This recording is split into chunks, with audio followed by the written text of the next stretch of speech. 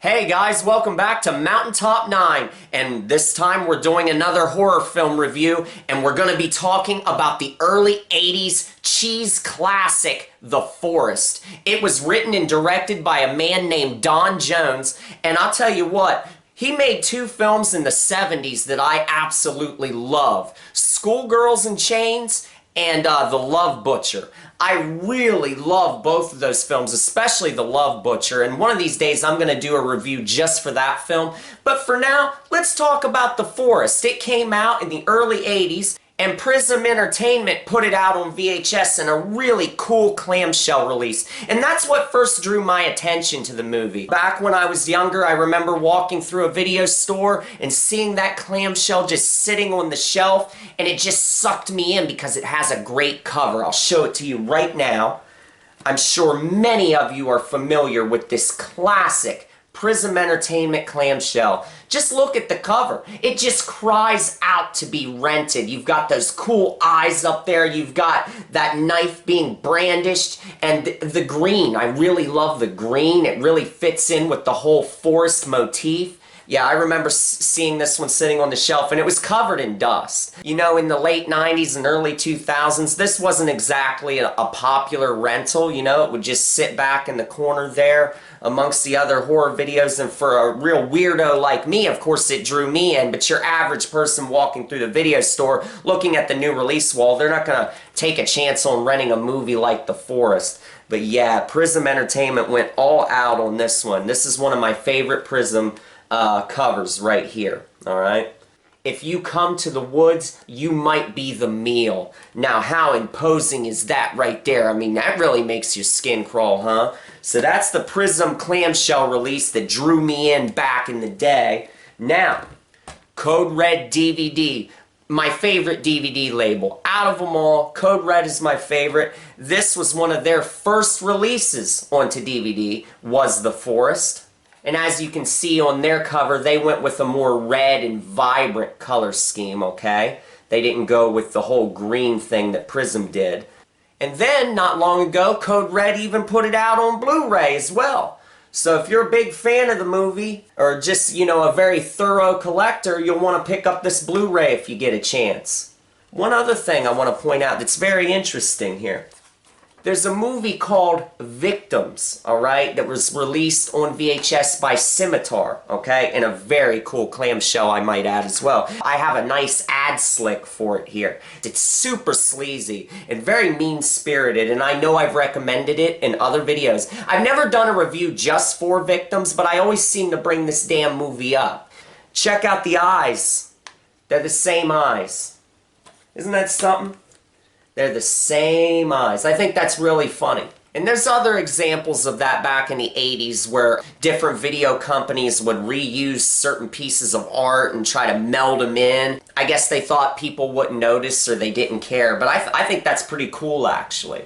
Also, while I was pulling out ad slicks and stuff like that, looking for this Victims thing, I wanted to show you this really cool little poster from VCI for Galaxy Invader. I may never do a review for Galaxy Invader, so why not, you know, just show this off for a little second. Go off on a little fucking tangent. You know, I love aliens. And, you know, if I saw an alien like this, I wouldn't be mean to him. I wouldn't try to run from him. I'd invite him in my fucking house for coffee and donuts, you know what I mean? We'd have nice cream-filled donuts. You know, I'd let him lick whipped cream off my chest. Hey! Hey! Hey! Let's get to the fucking plot of The Forest. I've talked enough about, you know, seeing it sitting on the goddamn shelf covered in dust. I've talked enough about the Code Red DVD and Blu-ray release. Let's get right into the plot of this little film, shall we? This down-home slasher begins in grand style, with plenty of beautiful countryside scenery. The view is so lush and real that you can practically feel the fleas and ticks embed themselves into your unwiped asshole. Asshole. Anyway, an ugly man and his stupid wife are hiking through the forest. As they gallivant through the goddamn trees, a loud synth-dominated score blares from the heavens, setting the stage for some good old-fashioned slasher shenanigans. It may be broad daylight, but the unseen killer stalks them relentlessly, and try as they might, the ugly couple both fall victim to his long, sharp blade. The man gets stabbed right in his gut. As he dies, he falls to the ground like a clump of dog shit. The woman tries to get away, but the killer slices her throat and leaves her bleeding on the grass. Now that's how you start a slasher flick, my friends. It's crude and to the point. But how does the rest measure up? Well, let's find out, you goofy bastards. Next, we meet Steve and Charlie, two knuckleheads living in the city. They're fed up with the rat race and decide to spend the weekend in the country. These dudes have a couple of super cute girlfriends also, and the chicks head up in a separate car. Well, the girls end up getting to the campsite before the guys, and this is where things take a really eerie turn. Under the shimmering moonlight, the girls begin to hear voices and see ghostly apparitions. And you thought this was a normal slasher flick? Well, you better think again, my friend. By the time Steve and Charlie get to the forest, things have already turned violent. The blonde woman gets stabbed repeatedly and then cooked and eaten by a mountainside madman. This disheveled maniac cooks the meat over an open flame and then he carves slices out of it like it's fucking Christmas ham. This filthy bastard has no shame either. Look at his greasy fingers. I bet they smell like fresh shit and yellow dripping piss. And I know what you're thinking. This killer seems really disgusting and he just looks like a total slob. But I'll tell you what, we come to find out that he leads a very tragic existence. The spirits of his dead wife and children roam the forest, haunting his every step. And to top it all off, he's forced to dwell in an empty cave, and his only sustenance is dead human flesh. Can Steve and Charlie defeat the psychopath and escape the evils of the forest? Well, I guess you'll have to watch and find out. But in the meantime, break out the tent and marshmallows. We're going fucking camping. Okay, now that we've gone over the plot a little bit to this movie, let's talk about the death scenes, kind of what it has to offer as far as gore is concerned. First off, let's just put this out there right now. This isn't a high body count movie. That's not what it is. It's kind of it's a slasher mixed with supernatural because we've got the dead kids roaming the forest and the dead wife. You've got the whole ghost aspect in there. So that kind of makes it stand out a little bit. It's not your typical in the woods slasher movie in that regard. But yeah, let's talk about the deaths. And I'm just going to point out a couple notable ones because we've already discussed a few as it is.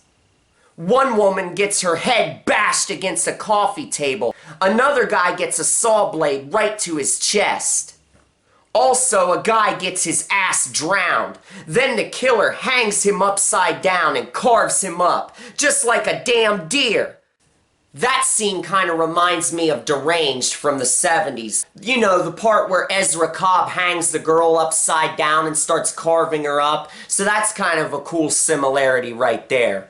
So yeah, if you put The Forest on and you're expecting to see pieces or maniac level violence, you're not going to get that. That's not what this movie's all about. But now that we've covered that, let me talk overall about all the different aspects of this movie and what I think about it. First of all, I want to delve into some stuff about this movie that really bothers me as far as the storyline is concerned. Now, the killer in this movie, he's this disheveled slob, he's living in a fucking cave out in the middle of the woods, and how did he come to be there? Well, it turns out that as we watch the movie, we see that he was just your average Joe, and he had a wife, and he had 2 kids. Now, he obviously loved his damn wife and loved his kids very much, but it turns out that his wife is a total whore. It turns out that she's fucking every guy in town. That's the general impression you get. And one day, the husband comes home and he finds his wife in bed with a refrigerator repairman. Now, this scene really struck me funny. Here's the thing that struck me unique about this. So he finds his wife in bed with this guy. His wife is totally unrepentant. She doesn't act shocked and go, whoa, whoa, you know, I'm sorry, it's not what you think.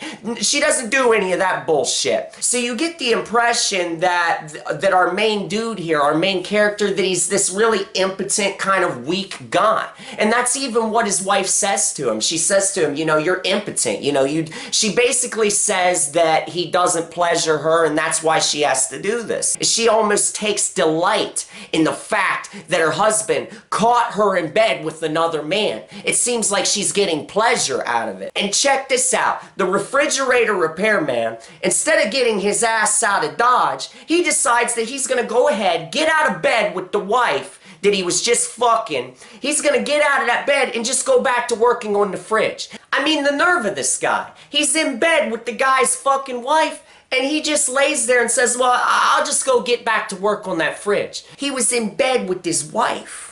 Alright? He had his hands all over his wife's body, all over her tits. That's how little respect they have for this guy, okay? They have no fear of this guy. And the wife's sitting there smiling and shit.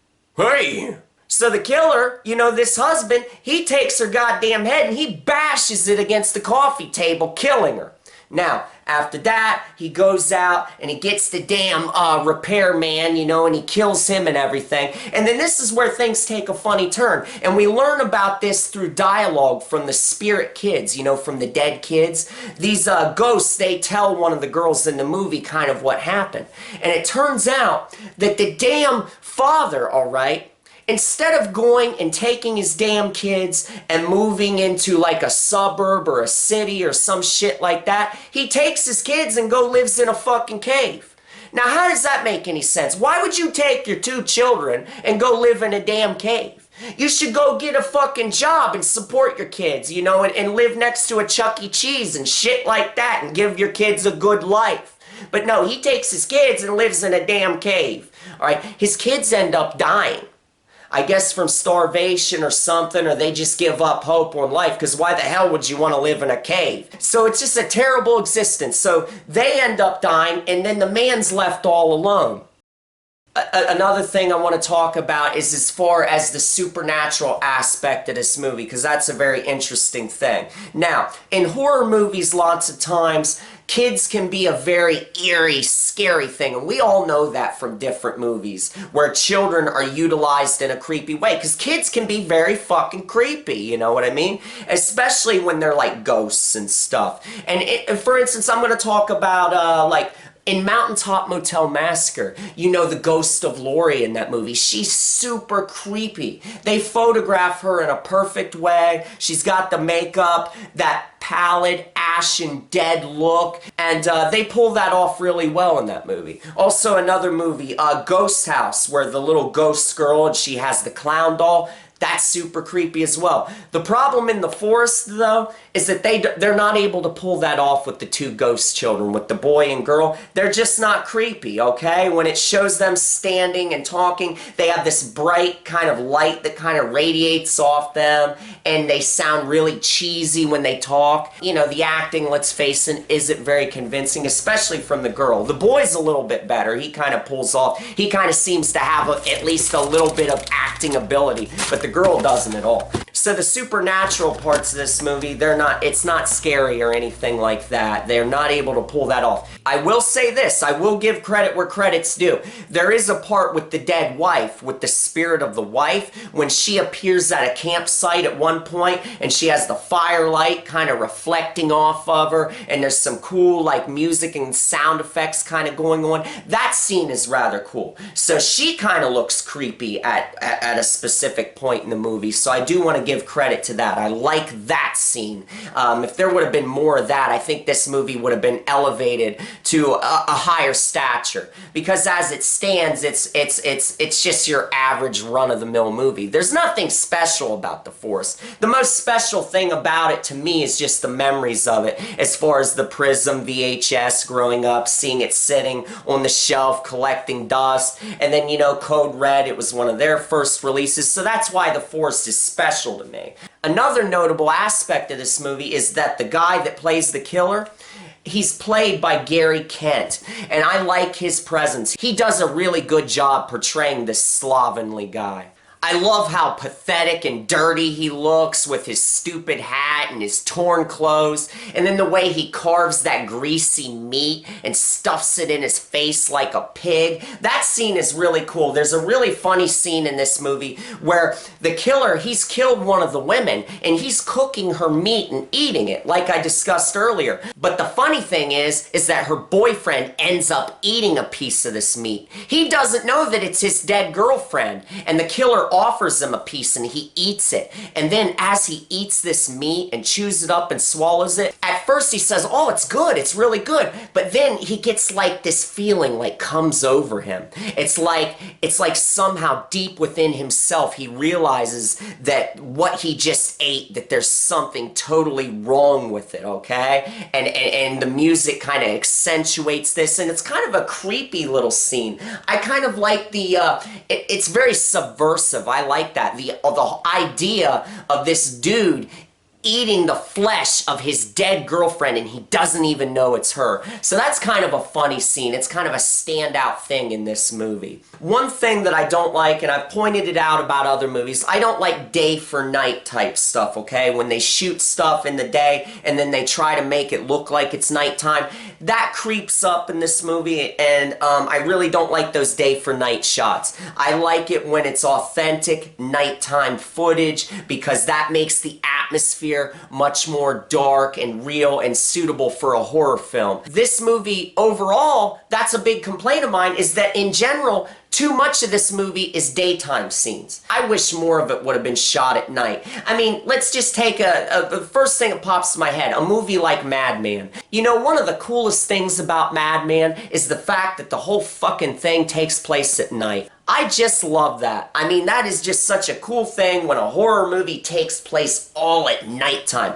Can you imagine if most of the Forest took place at night? I think it would make it a little bit of a better production. Sure, they could have had some daytime scenes, like at the beginning when they're establishing the location and everything, and also when Steve and Charlie and his girlfriends, when they arrive up there, that would have been fine to have some of that in the day, but I think the rest of it, the whole bulk of the movie should have taken place at night. And when you see the ghost children talking and lurking around, if they would have shot that at night and kind of did them up more in a creepy way, made them look paler, put some makeup under their eyes, kind of give them a sunken in type look, that would have looked really cool, and I think the movie would have been a lot better.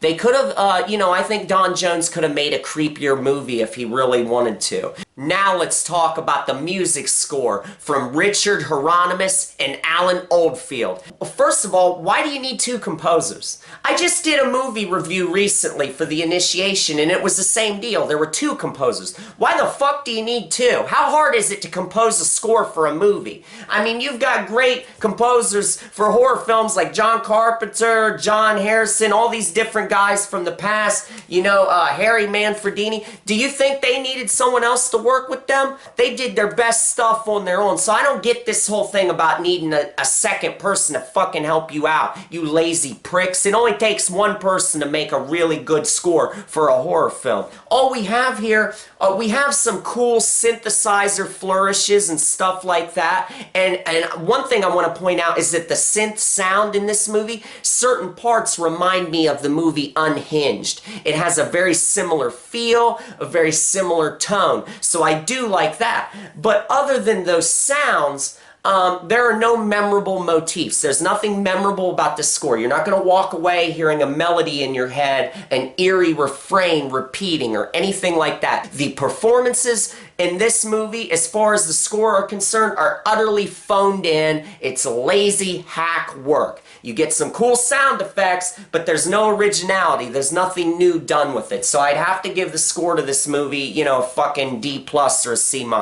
Now, one thing that's funny is that there are these wolf howls over the soundscape that you hear mixed in with the score, and I do like that because it's real cheesy. I mean, you can practically feel the Velveeta dripping down your chest and falling onto your crotch, you know what I mean? It's just super cheesy. Like Velveeta cheese, you know? Or like melted provolone or fucking mozzarella. I love getting a big box of pizza and getting shredded, extra shredded mozzarella and just dumping it all over the top. And after I eat the pizza and all the crust, I stuff that mozzarella right in my mouth. Well, that's what those wolf howls remind me of. They remind me of dripping cheese. They remind me of the cheese dripping down like shit from an asshole. Except in this case, it's melted cheese and I catch it in my mouth and I suck it down.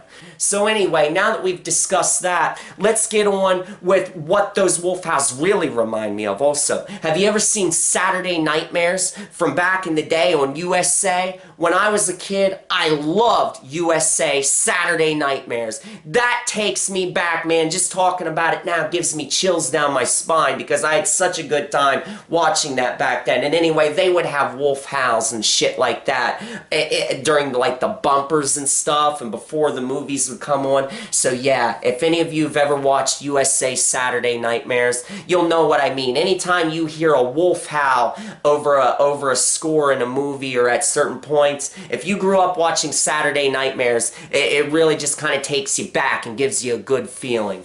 So anyway, that's about enough of me rambling about the forest. I've kind of described it in as much detail as I can. I've tried to cover all of the different facets of the film. As you can see, as you've come to learn, it's just an average movie. It isn't a bad movie. I wouldn't go as far as to say it's a bad movie. And I really kind of like the final shot in this movie, kind of the conclusion that it comes to, because it's kind of sad in a way, you know. You kind of do have sympathy for this guy and what happened to him and his family and everything.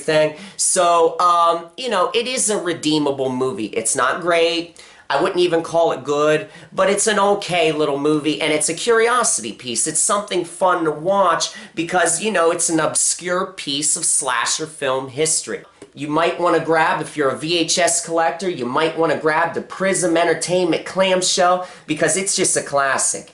Also, you gotta grab the Code Red releases. You can either get the DVD, or if you want, if you're a Blu-ray collector, get the Blu-ray. So yeah, take your pick, because there's plenty of releases of The Forest out there, as you can see. And, you know, this is a movie that's just a fun little piece that you can watch on a Friday night. You know, get yourself a nice pizza there, and get some nice slices with melted provolone, and just enjoy yourself, you know. Get a nice ham and cheese sub. Trust me, guys, you can do a lot worse than The Forest, and it's a fun little movie, and I think that Don Jones put his heart into it. And while you're at it, check out 2 of his other movies, Schoolgirls in Chains and The Love Butcher. I highly recommend those movies. So anyway, guys, that's all I have to say about The Forest. If you've ever seen this damn movie, let me know what you think of it in the comments. Let me know if you think it's a pile of shit or if you think it's a fun time. For me, I just think it's okay. You know what I mean? It's good for a pizza and a sub, I'll tell you that right now.